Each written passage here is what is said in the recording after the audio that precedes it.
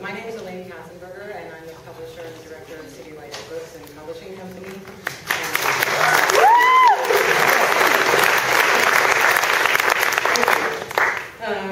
So I want to welcome you all here tonight, and thank you for coming. It's wonderful to see this crowd, and I anticipated that there would be a crowd like this, but it's nice to have your hopes fulfilled. First of all, I want to thank Jim Jasper, who's the director of the programs here at San Francisco Public Library.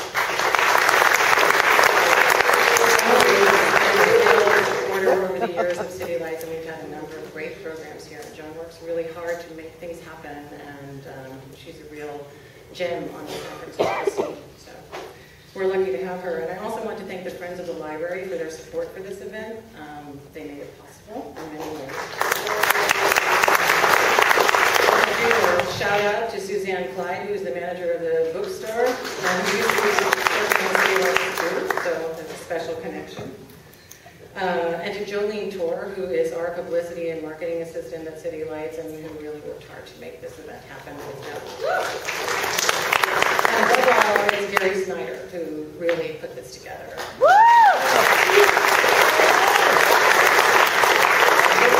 Gary right after me, and he is a man who needs no introduction, and so I'm just going to dispense with that.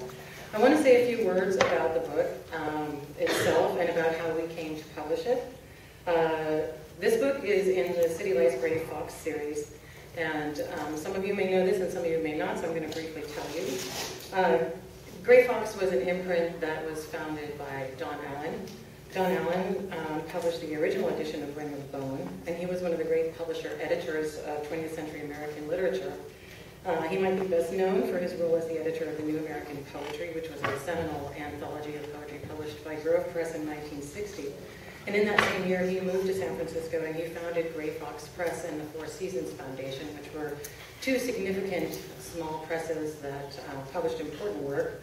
Back in that time, he published work from the Beats, the San Francisco Renaissance, the Black Mountain poets, and the New York School writers, as well as younger and newer voices here in the Bay Area.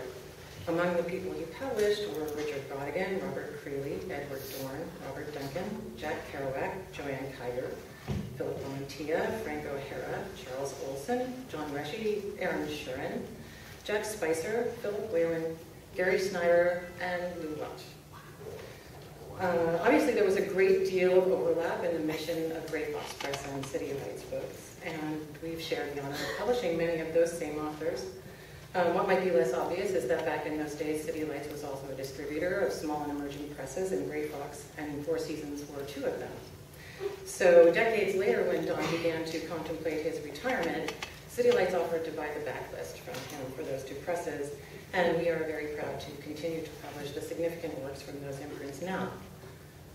We're here tonight to celebrate Ring of Bone, which is the latest in the City Lights Gray Fox series, and it's one of the jewels of Don Allen's legacy. I'd already been thinking about what to do with Lew's books as they slowly sold through their last copies of the Gray Fox editions, and then I got a call from Jack Shoemaker, who's another publishing legend who runs a beautiful imprint over in Berkeley called Counterplaying, and who happens to be a friend of Lew's as well.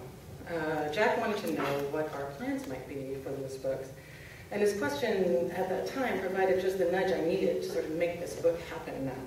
So I'm really grateful to him for that, and to Gary, because I think that Gary was behind that contact at that time too.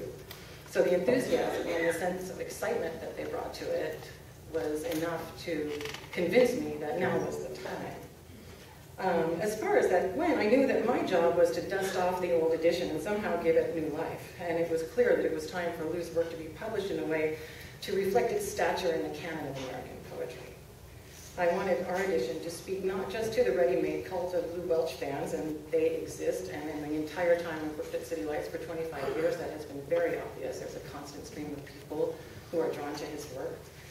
But I also wanted to communicate something about the importance of this work to a set of new potential readers and fans. So a new introduction by Gary Snyder was an obvious first thought, and we did get that, and I'm very happy about that.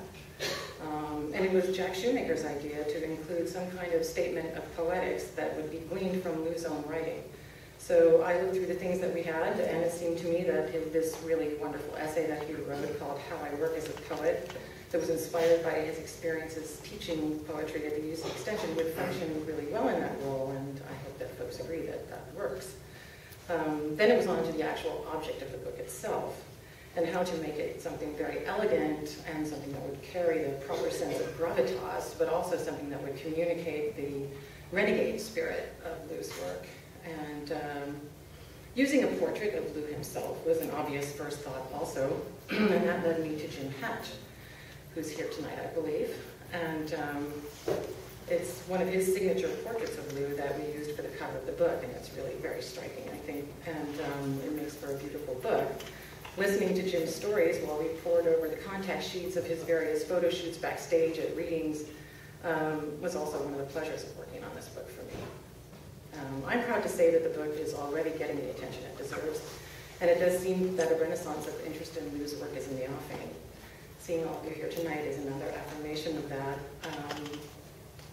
Another thing that it's extremely moving to see for me is that the threads of connection that were made 50 some odd years ago are still very strong. And it's also one of the real joys of my position at City Lights to be surprised over and over again at how circles of artistic, spiritual, political, philosophical inspiration always seem to overlap somehow. And not only do they overlap, they tend to open up to include new people and then overlap in new ways again.